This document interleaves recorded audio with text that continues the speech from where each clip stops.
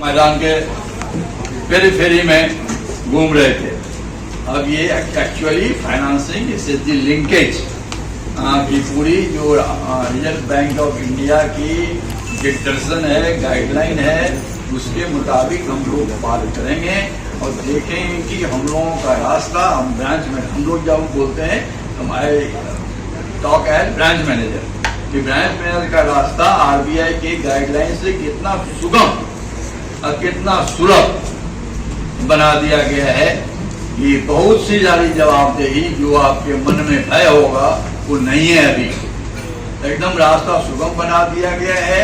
ये कंडीशन यदि आप है, इतना आपको देना है, कोई कैलकुलेशन नहीं करना है, रेशियो नहीं निकालनी है, मैक्सिमम परमिसिबल फाइनेंस नहीं निकालना है, वो दिया गया है। इस कंडीशन में so many times of purpose, आप subject to this, higher to this, ये आप दे दीजिए। इसमें कोई आपका डिस्क्रिप्शन नहीं है, कोई डिस्क्रिमिनेशन नहीं है, कोई आपको अपना निर्णय नहीं लेना है और एक निर्णय दूसरे निर्णय में फर्क नहीं करना। तो इसी प्रियम्बुल के साथ हम आगे बढ़ते हैं। पहले था ये जो पहले था ने आ गया, यही है बढ़ाइए। तो ये ओपनिंग स्लाइड है, हालांकि वो बहुत दिक्कत होती होगी, पीछे वालों को नहीं दिखाई देती होगी। एक स्लाइड इधर भी रहना चाहिए था, एक इसमें। तो ये है, मतलब जैसे कोई विषय किताब पुस्तक निकालते हैं तो कंटेंट रहता है, वैसे ही कंटेंट है ये। इसको हम एक एक करके विचार विमर्श करेंगे। आगे चलिए, नेक्स्ट। हाँ, ये अब शुरू करते हैं हम बैंक एसएचजी का बैंक अकाउंट खोलने के लिए। इससे एसएचजी मेंबर्स को या एसएचजी को क्या फायदा है? पहला इसमें दिखलाया गया है कि इससे एक पहचान मिलती है और सबसे ज्यादा जो महिला की जरूरत है वो पहचान की है। सदियों से महिला की पहचान या तो उसके पिता द्वारा होती है, या उसके पति द्वारा होती है, या उसके पुत्र द्वारा। ये बेटी है फला की, ये फला की पत्नी है, ये फला की माता है, अपनी पहचान नहीं है। इवन की पुराने जमाने में आप जाइएगा रामायण में, जब सीता जी भगवती का आशीर्वाद लेने जाती हैं शादी विवाह से पहले, तो क्या संबोधन करती है? जय जय गिरिवर राज किशोरी, आप हिमालय की पुत्री हैं। जय महेश मुखचंद चकोरी, आप महेश की पत्नी हैं। जय गज बदन खरानन माता, आप कार्तिक और गणेश की माता। इसी से जब भगवती गॉडेस की पहचान उनके पति और पिता और पुत्र से होती है, तो आप समझ जाइए कि महिलाओं का कितना स्थान जो है समाज में हम लोग नीचे रखे हुए। तो सबसे पहला जो पहचान की जरूरत है, अपनी खुद की पहचान। उनके नाम से मोस्टली एसेट्स नहीं है, एक एसेट से पहचान होती है। ये जमीन की मालिक ये है, उनके नाम से नहीं है, तो कम से कम उनके हाथ में पासबुक तो दो, उससे उसकी पहचान होगी। तो सबसे जो पहला और बहुत ही प्रमुख उद्देश्य पूर्ति होती है कि महिलाओं को अकाउंट खोलने से उसकी पहचान मिले। क्या हुआ भाई? दूसरा, जहां तक मुझे स्मरण है तब तक मैं चलता हूं, बंद नहीं करता हूं। दूसरा है कि आप बोलते हैं कि उसको 6 महीना आप सेविंग करो, है ना? 6 महीना आप सेविंग करो, और सेविंग करके जो पैसा है, अपना ही पैसा है, पर जो सदस्यों की, महिला सदस्यों की संख्या है, पैसा है, वो कहाँ रखेगी? बिछावन के तले, किसी बक्से में, किसी बक्से में कहाँ रखेगी पैसा? इधर उधर रखेगी तो बच्चे और आएंगे तो उठा के लेके चले जाएंगे, और यदि कहीं मस्त पति हैं तो शाम को आएंगे वो भी वही लेके चले जाएंगे। तो फिर उनको जमा करने का, सेविंग करने का क्या फायदा हुआ? इसीलिए आपके यहाँ भी अकाउंट है तो उसका पैसा वहां सुरक्षित है, बैंक से ज्यादा सुरक्षित और कहीं नहीं हो सकता है। ये तभी संभव है जब आप उनका अकाउंट खोलिएगा। उसके बाद है फाइनेंशियल ट्रांजैक्शन। सीखेंगे कैसे? जब तक आप मौका नहीं दोगे तो कैसे सीखेंगे कि बैंक में कैसे अकाउंट खोला जाता है, कैसे पेइंग स्लिप भरी जाती है, कैसे विड्रॉल स्लिप लिखा जाता है। ये उनको, और वो अपने बैंक में आएंगे तो उनके बच्चे भी साथ में आएंगे, तो उनके बच्चे भी देखेंगे कि बैंक में कैसे कामकाज होता है। तो ये जो फोबिया है बैंक की, बैंक में जाने से डर अभी तो कम लगता है। पहले जमाने में नेशनलाइजेशन से पहले बैंक में यूं बंदूक धारी, यूं मूछ वाले गेट पर खड़े रहते थे, कोई साधारण आदमी हिम्मत नहीं कर सकता था बैंक में जाने। तो नेशनलाइजेशन के बाद आया प्रवाह वही from mass banking to, from class banking to mass banking, उससे काफी अच्छा हुआ है। लेकिन अभी भी गांव में महिलाओं को बैंक में जाने से संकोच होता है। तो ये जो आप उसको शाखा में खाता खोलेंगे तो आएगी जाएगी, बच्चे भी जाएंगे, बच्चे भी देखेंगे, तो एक तरह का परिवार में बैंकिंग संस्कार पड़ेगा। और आगे में वही बच्चा आपके पास नहीं जाएगा। आज कोई यंग जो इनलाइटेंड कस्टमर कोई जाता है, सब अपना tip tip tip tip tip tip tip tip बाहर से ही कर लेता है। तो उसको ऐसा बनेगा आगे से। इसीलिए बोलते हैं यू विल नीड, आप ये चलने लगी ये बात, you will need banking but not banks. जो यंग हैं, जो प्रबुद्ध हैं, जो डिजिटली काफी एक्सपोज्ड हैं, वो बैंक नहीं जाते। लेकिन आप इनको सीधे धीरे संस्कार बढ़ाइए, उन लोगों को इनकरेज कीजिए।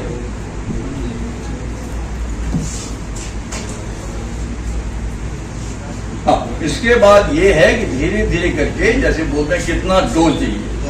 अरे डोज क्या है? डोज का जो कंसेप्ट शुरू से आया है वो क्या है, कहां से आया? वो मेडिसिन के डोज से, मेडिसिन के डोज से आया, दवा के डोज से ना।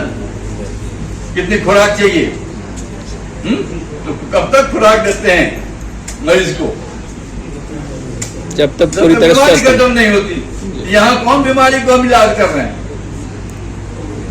यहाँ बीमारी है गरीबी, तो तब तक दीजिए डोज, जितना डोज जैसे चले, जितना वो साहस कर सके तब तक दीजिए। बीमारी जाए नहीं, 1 लाख पर फैमिली इनकम नहीं हो, और उसके बाद जब 1 लाख पर लोग आए तब आप हम लोग पीछे जाएंगे उसके, तब हम लोग उसके पीछे जाएंगे कि बाबू हमको बिजनेस दीजिए, माता जी बहनों जी हमारे पास आइए, हमारे पास बिजनेस रखिए अपना अकाउंट। तो तब तक वो चलता रहेगा। हाँ, एक जो शिकायत मिलती है, जो जहाँ शिकायत मिलती है उसको हम डिस्कस करते जाते हैं यहाँ पर, जो हमको अभी तक मिली है, पहले भी मिली है, और अब ये मेरा ये हम लोगों का 9वां प्रोग्राम है यूपी का, ईस्टर्न पार्ट का 9th प्रोग्राम है। तो ये सबको जो फीडबैक मिला है, एक मिला है कि हमारे ब्रांच के भाई कभी कभी बोलते हैं आपका गांव हमारे बैंक ब्रांच के नजदीक है, मानता हूं, लेकिन ये मेरे सर्विस एरिया में नहीं पड़ता, इसीलिए हम आपका अकाउंट नहीं खोलेंगे। ऐसा बोलते हैं कोई? ऐसा है क्या? है? ये नहीं होगा। सर्विस एरिया बहुत ही रिलैक्स हो गया, इस जमाने में था। अभी रिजर्व बैंक का भी इंस्ट्रक्शन है कि नियरेस्ट बैंक ब्रांच में जाइए, चाहे वो सर्विस एरिया में पड़े या नहीं पड़े। तो आप लोगों को मालूम है कि नहीं, ये जितना हम बोल रहे हैं अपने तरफ से एक्सप्लेनेशन दे रहे हैं अपने तरफ से, लेकिन जो फैक्ट है, जो इसमें लिखा गया है, this is as per RBI guidelines, RBI की 26 अप्रैल की master circular on NRLM।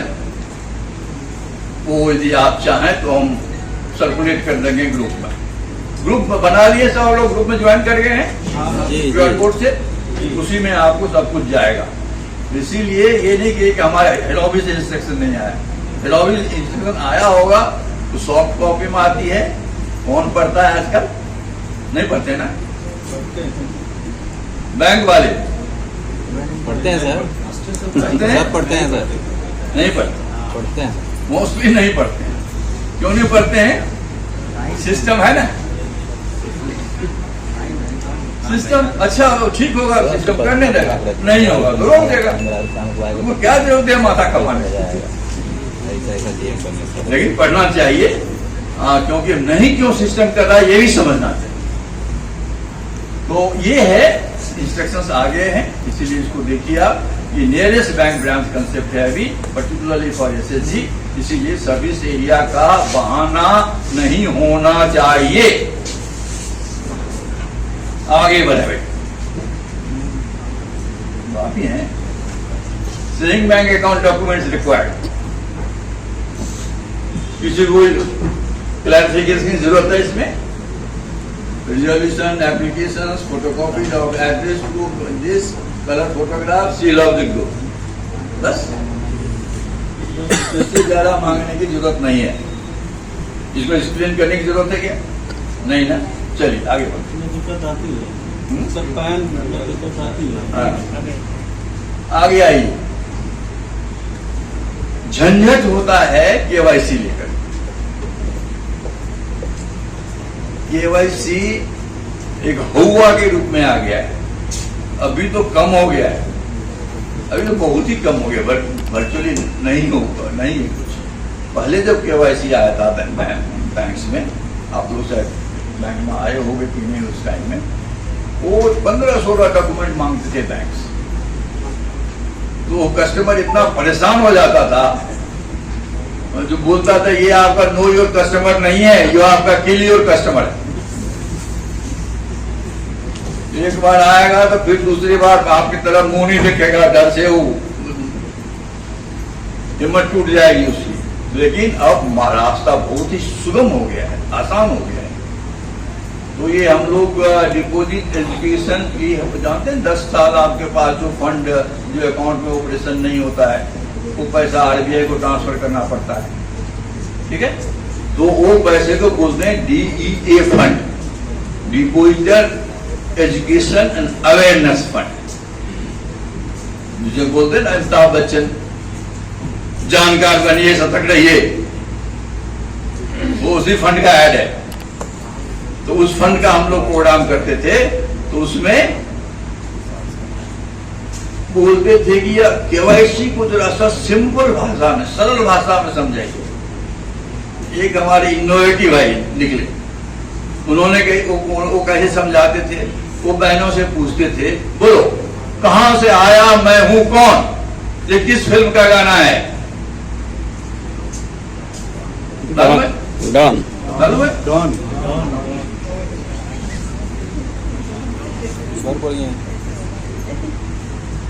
Yes, KYC इसी में छिपा है। कहां से आया हूं, मेरा एड्रेस क्या है, अब कहां मैं हूं कौन, मेरा फोटो क्या है,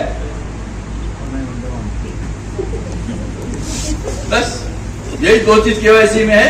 पहले दोनों का अलग अलग डॉक्यूमेंट होता था, किसी में फोटो रहता था, किसी में एड्रेस रहता था। हम लोग देखते कितना डॉक्यूमेंट्स लिखे हैं यहाँ पर, लोग घबरा जाते थे। अभी एक है, किसी में आधार हो या किसी दूसरे में, यदि दोनों में फोटो और एड्रेस है, सर्टिफाइड है, तो वो मान्य है, फिर दूसरे की जरूरत नहीं है। यदि लोग मानते हैं तो आज से बंद कर दीजिए। लेकिन एक ही चीज सावधानी कि address should be current and photo should be recent. यही 2 चीज देख लीजिए। बाकी आगे आपका कोई अधिकार ही नहीं है दूसरा मांगने का, बंद कर दिया रिजर्व बैंक ने, लक्ष्मण रेखा खींच दी है, इसके आगे तुमको नहीं जाना। इसके भीतर रहोगे तो बचोगे, इसके बाहर जाओगे तो शिकायत होगी, तो तुम्हारे हम बैंक पर फाइन कर देंगे। Next,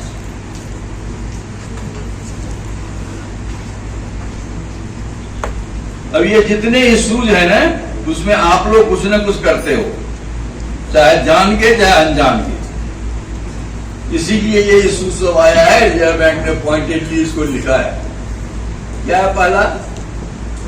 KYC for the office bearers only, हम बोलते हैं सब आओ ब्रांच, बोलते हैं जी लो, अभी भी बोलते हैं कि आइए अब मांगते हैं, एकदम गलत। ये बहुत से बैंक पर फाइन हो रहे हैं आजकल। अब बैंक पर यदि फाइन होगा तो क्या समझते हैं आपको बैंक छोड़ देगा? रिजर्व बैंक के कानून नहीं मानने के लिए बैंक्स पर फाइन हो रहे हैं, 5 लाख, 10 लाख, 20 लाख, 25 लाख, 50 लाख कंप्लायंस।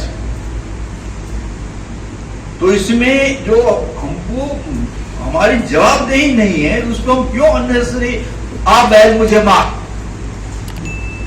क्यों मांगेंगे एडिशनल डॉक्यूमेंट जब जरूरत नहीं है? तो केवल ऑफिस बेयर का चाहिए। बैंक में इंस्टीज फिर पैन, अरे पैन कहाँ, गांव में कहाँ जा, वस्तु स्थिति का ध्यान कीजिए ना। गांव में कहाँ महिलाओं को पैन की जरूरत पड़ती है? क्यों बनाएगी पैन? हो कौन उसका 50,000 कैश का ट्रांजेक्शन करता होता है? इसीलिए दूसरा रास्ता क्या है? फॉर्म 60 रास्ता बतलाया गया है, उस पर चलिए। हाँ, ये जो तीसरी चीज है, ये थोड़ा सा हम भी बोलेंगे कि बहुत सावधान रहिए। कस्टमर ड्यू डिलिजेंस, ये हम लोग वैसे भी करते हैं। कोई कहीं किसी को लोन देते हैं तो साइट इंस्पेक्शन करते हैं, प्री सैंक्शन रिपोर्ट मंगाते हैं, नॉर्मल केस में। वैसे ही इसमें जरूर जाइए, एक बार उस गाँव जाइए, SHG को देखिए, उसका बुक्स देखिए, एक बार जरूर देखिए और सेटिस्फाइड हो जाइए कि हाँ, ये असल में ये SHG काम कर रहा है। या NRLM में तो कम चांसेस हैं, लेकिन बहुत से SHG जैसे हैं कि किसी जमाने में बनी थी लेकिन वो रिकॉर्ड में चल रही है। तो ऐसे वैसे आजकल बहुत से फेक चीज आ रहे हैं, तो इसमें भी हो सकता है, लेकिन NRLM चूंकि एक स्क्रूटनी हो जाती है, चांसेस बहुत कम है, लेकिन फिर भी जवाबदेही आपकी है। एक बार जाकर के आप अपना स्वतः सेटिस्फाइड हो जाइए इसके बारे में, एग्जिस्टेंस के बारे में, कि SHG अपने सही पते पर है और वहां पर कामकाज हो रहा है। हाँ, फिर दूसरा इशू आता है, controversial point. Members saving bank और members of bank shall not be very privileged. बोलते हैं सब मेंबर अकाउंट खोलो, तो इसमें कोई जरूरत नहीं, ऑफिस बेयर या SHG का अकाउंट ही काफी है। लेकिन इनको समझाने की जरूरत है, काउंसलिंग की जरूरत है कि बैंक में अकाउंट खोलना आपके लिए जरूरी है, बैंक क्रेडिट लिंकेज के लिए जरूरी नहीं है, SHG लिंकेज के लिए, लेकिन आपके लिए व्यक्तिगत रूप में आपके लिए बहुत ही जरूरी है। कि बहुत सी ऐसी सुविधाएं हैं जैसे SBY सुरक्षा बीमा योजना, अटल पेंशन योजना, जीवन ज्योति योजना, जन स्वास्थ्य योजना, जितने भी, और DBT, जितने भी ये पैसे आएंगे वो आपको SHG में नहीं आएगा, वो आपको अपने अकाउंट में आएगा। तो 500 रुपये का, 5,000 रुपये का ओवरड्राफ्ट, जितने भी जनधन की सुविधाएं हैं, जनधन अकाउंट की, वो इंडिविजुअल है, वो SHG एज ए ग्रुप नहीं है। इसीलिए आप भी बहनों को समझाइए कि ठीक है अभी नहीं, लेकिन आप किसी न किसी बैंक में खाता जरूर खोल लो, ठीक है।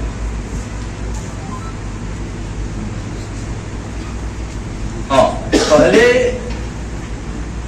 शुरू हुआ था SHG, तो एक ही अकाउंट सेविंग हुआ करता था, उसी में लोन दिया जाता था। लेकिन वो सिस्टम अब बदल गई है, अब है कि सेविंग बैंक अलग रहेगा और लोन अकाउंट अलग रहेगा। दोनों में एक दूसरे से कोई लगाव बीच में नहीं होगा। आगे चल के देखेंगे कि आप इस डिपॉजिट पर, सेविंग बैंक के डिपॉजिट पर कोई लियन भी नहीं मार्क कर सकते। उसके बाद जहां अपग्रेडेड है सिस्टम, यदि सिस्टम परमिट करता है, कंपैटिबल है, तो आप BCCSP को भी ये जवाबदेही दे सकते हैं पूरे SHG के अकाउंट्स को हैंडल करने के लिए। लेकिन उसके लिए आपको सिस्टम को अपग्रेड करना पड़ेगा, मॉडिफाई करना पड़ेगा। नेक्स्ट,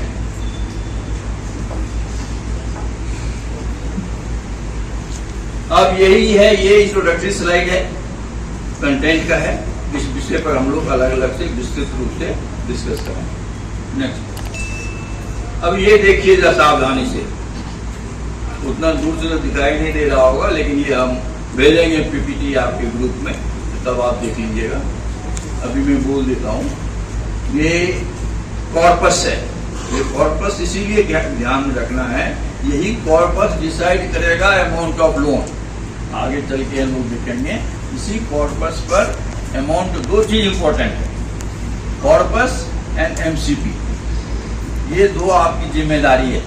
ये आपने जिम्मेदारी ठीक से देख ली तो आगे कोई जिम्मेदारी नहीं बनती है आपकी, कितना लोन देना है, कितना रिपेमेंट करना है, कितना इंटरेस्ट लेना है, सब दिया गया है, कुछ डिसाइड नहीं करना।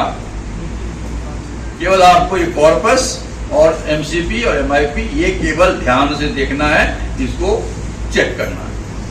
ठीक है, ये कॉर्पस में आता है अपना saving mobilise by members, revolving fund जिसका बारे में जितेंद्र जी ने बात किया आपसे, पेनल्टी ये है कि इन लोगों का अगर डिसिप्लिन होता है, इतना पर वीक या पर मंथ इतना पैसा जमा करो, या लोन लिए हो तो इतना करके इसको रिपे करो, उसमें थोड़ा सा आगे पीछे हो जाता है तो बोलते हैं 5 रुपये 10 रुपये कुछ रखते हैं, यहाँ तुमको जुर्माना लगेगा, वही पेनल्टी कलेक्ट होती है। Interest receive from member, internal lending वाले करते हैं, उसमें जो ब्याज मिलता है मेंबर से वो इंटरेस्ट रिसीव फ्रॉम बैंक, आपके यहाँ सेविंग बैंक अकाउंट में सेविंग बैंक अकाउंट है, उसमें इंटरेस्ट मिल रहा होगा। और यदि कोई जाते हैं और या कुछ खुश हो गए, थोड़ा सा कुछ पैसा दे दिया, अदरवाइज कोई डोनेशन दे दिया, तो ये 6 चीज जो है मिलके कॉर्पस बनते हैं। हर एक स्टेज पर आपको first dose, second dose, third dose, हर एक स्टेज पर ये नहीं, शुरू में ये लगेगा, उसके बाद MCP लगेगा, उसके अनुसार आपको अमाउंट डिसाइड करना। चलिए आगे बढ़ते। अब ये माइक्रो क्रेडिट प्लान, ये क्या है? यहाँ पर ये बॉटम अप प्लान, सरकारी जितने आती हैं स्कीम्स वो होती है top down, standardise, one cap fits all. एक स्कीम बन गई, उसमें लिख दिया एक आदमी कितना मिलेगा, इतना रिपेमेंट होगा, ये सिक्योरिटी होगी, सब कुछ हेड ऑफिस इंस्ट्रक्शंस आता है, and that is applicable to one and all. यहाँ क्या है? यहाँ की हर एक मेंबर अपना प्लान बना रहे हैं। It is democratic, it is not a bureaucratic. हर एक मेंबर अपना प्लान बनेगा और उसको कंसोलिडेट करके वो micro credit plan, that is the advantage, विशेषता है। और ये किस बेसिस पर बनता है? जो फैमिली का स्किल्स क्या है, रिसोर्सेज क्या है, एक्सपीरियंस क्या है, अपॉर्चुनिटीज क्या है, इसको ध्यान में रख के इसको प्लान को बनाया जाता है। नेक्स्ट, ये मालूम है आपको 6 महीना होना चाहिए। 1 मिनट पहले पंचसूत्रा के बारे में आपको बताया गया है, ग्रेडिंग के बारे में डिस्कस हुई है। अब केवल नाबार्ड का जो गाइडलाइंस है दैट इज वैलिड। पहले था NRL का गाइडलाइन अलग, नाबार्ड का गाइडलाइन अलग, अपने कुछ बैंक से अलग, कुछ संस्था का अलग। अब सबका स्टैंडर्डाइज हो गया है। अगस्त का सर्कुलर है, अगस्त 2022 का नाबार्ड का, that is updated circular on this. इसका जो लोग फॉर्मेट है वो भी आपको हम उसके बाद डिफंक्ट, कभी कभी किसी कारणवश अनअवॉइडेबल रीजन कोई सोसाइटी, कोई SHG यदि काम करना बंद कर देती है तो इसका नहीं है कि एक बार बंद हो गया तो जिंदगी भर के लिए बंद हो गया। यदि फिर उन लोगों में चेतना आई और उन्होंने सुधार लिया और उन्होंने चला दिया और 3 महीना तक ठीक से चलाया, ठीक है, तब वो फिर मेन स्ट्रीम में चले आए। नेक्स्ट, अब ये फॉर्मेट है, ये फॉर्मेट डिस्कस नहीं करें कैसे मार्किंग की जाती है। हर एक का एक पैरामीटर्स है, हर एक पैरामीटर पर ये होगा इतना परसेंटेज, ये होगा इतना परसेंटेज करके वो निकलता है और लास्ट में ग्रेडिंग होती है ए एंड बी एंड सी। तो जैसे जितना जिसने बदला है 70% तक यदि होता है तो वो एलिजिबल इन्वेस्टमेंट ग्रेड है, उस तक आप लोन दे सकते हैं और उसके ऊपर जितना हो उतना अच्छा। नेक्स्ट,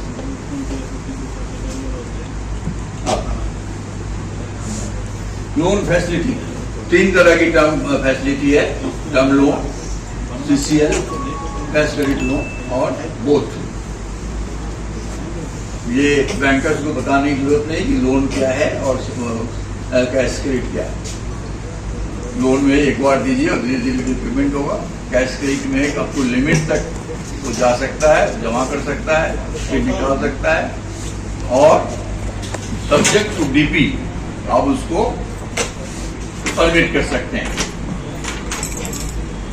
ठीक है, तो इसमें लेकिन डीपी जो है तो थोड़ा सा उतना वैरी, जैसे हम लोग डीपी निकालते हैं कैश क्रेडिट अकाउंट में अगेंस्ट स्टॉक, कैसे डीपी निकालते हैं, यदि अगेंस्ट स्टॉक है तो बोलते हैं value of the stock less margin equal to DP. ठीक है, वो वेरिएबल रहता है, लेकिन यहाँ पर थोड़ा सा वेरिएबल नहीं है, एक फिक्स है लेकिन है, एक डीपी है। सिक्योरिटी, इसमें देखिए कि 4 ना ना ना ना ना बोलता है, तो जहां ना ना ना है वहां आप लोग हाँ हाँ हाँ नहीं कीजिए। क्या ना है? नो कोलैटरल 10 लाख तक, नो कोलैटरल, नो लियन। आप डिपोजिट उसके सेविंग बैंक अकाउंट को लियन में रख सकते हैं। No deposit, no lien, no margin, no margin, no collateral, no lien, no deposit. तो इसको मंत्र को याद रख लीजिए, ये इसमें आप कुछ नहीं मांगते। 10 लाख के ऊपर उसमें भी नो है, नो कोलैटरल, नो लियन, लेकिन उसमें है, ये परिचित है हम लोग, कोई नई चीज नहीं है, CGFMU जानते हैं ना, credit guarantee fund for micro units. हम लोग MSc में पहले भी फाइनेंस करते थे, अब करते हैं, मुद्रा है, ये सब ये गारंटी कवर है। जैसे DICC है RBI का डिपोजिट के लिए, वैसे ही ये क्रेडिट, छोटे क्रेडिट के लिए ये गारंटी कवर है, जिसको कमीशन देना पड़ता है बैंक को, प्लस आपका जो डिफॉल्ट होता है उसको आप क्लेम सबमिट करते हैं। ये कहाँ करते हैं क्लेम सबमिट, कहाँ से आता है? ये मॉनिटर कौन करता है इस फंड को? जोर से बोलो, नहीं, कोई आइडिया नहीं। सिडबी का नाम सुना? Small industries development corporation.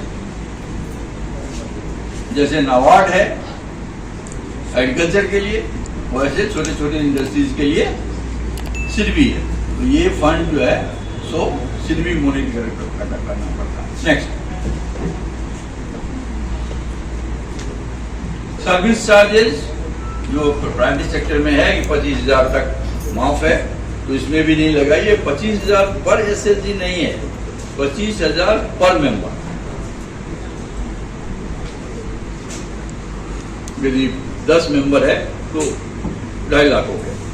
इसी तरह से कोई प्राइवेट सेक्टर लोन देते हैं तो इन लोगों को, इनके मेंबर्स को, डायरेक्ट इंडिविजुअल्स भी, उसमें भी पर मेंबर होगा, चाहे ग्रुप में दीजिए चाहे इंडिविजुअल दीजिए, ये पर मेंबर होगा, पर ग्रुप 25,000 नहीं है। इस पर कोई चार्जेस नहीं है, सर्विस चार्जेस नहीं, इंस्पेक्शन चार्जेस नहीं, प्रोसेसिंग चार्जेस नहीं, बाय हैबिट जो हम लोग।